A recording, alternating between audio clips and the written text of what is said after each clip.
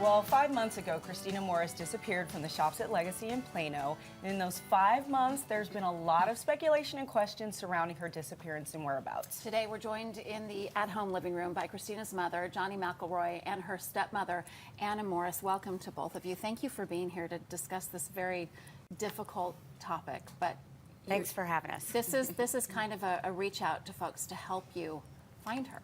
Correct. And can you start by telling us about Christina? You know, we see what we've seen on the news. Tell us about Christina.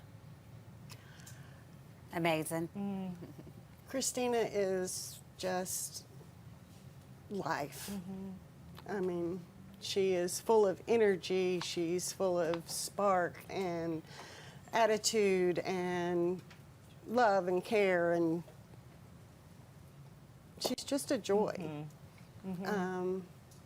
Not that she doesn't have an ornery side, but, you know, Christina's just life.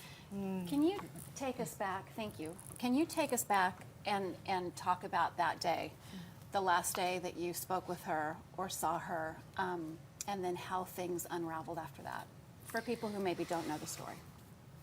The last day that we all saw her together, I flew up from Tulsa for her 25th birthday. I took the weekend off.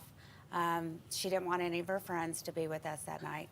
We went out dancing at a honky-tonk in Fort Worth. Then the next day, all of us, just me, Anna, her dad, her sister, her brother.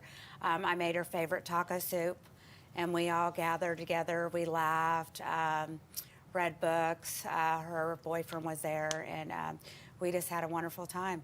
And she hated that she had to get up and take me to the airport the next morning. The last 2 days before she went missing, me and her send funny texts every day. We send little messages, love you the mostest. And me and one of my employees sent her funny face. And I thought it was really weird that I didn't get her funny face back. And so another day went on, and I said, okay, Mommy's getting really worried. I need to know where you're at, what's going on. Mommy loves you the mostest, remember that. And then that Monday night, Tuesday night, we got a phone call from one of her very dear friends. I got a text message, have you heard from Christina? I'm really worried. And I said, no. And that's not like Christina. As a mother, that just gives me chills, yeah. I immediately felt in my heart that something was wrong. Right. And I immediately called her dad and Anna. I said, this is not like Christina.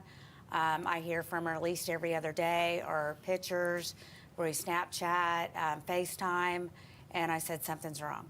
And obviously there was the start of our worst nightmare. Do you know what reason she was at the shops to begin with? Friends.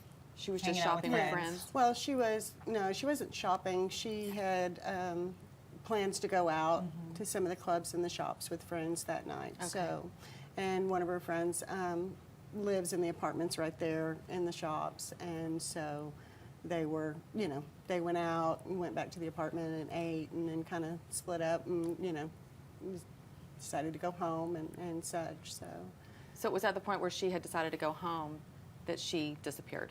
Correct. Okay. And we've all seen the video now of her walking into the garage with the young man who's since been arrested for her kidnapping, correct? Yes. Can you guys tell us a little bit about that? Well, Enrique Aroche was the man who walked her to the car that evening. You know, we She know always. him? She knew him. They went to high school together. Okay. And she knew him distantly. Okay. He was, you know, kind of a friend of a friend sort of person. Not someone that she hung out with or really kept in touch with, but, you know, knew people Sure. that knew people, and he'd been with them all evening. But it's not a name that I recognized as one of her friends growing up, you know, or anything like that. Mom, had she ever mentioned? No, and we know all of her friends. All of her friends have been a part of our life since little. We know their parents. We're a very close-knit family. We've interacted in every aspect of Christina's life.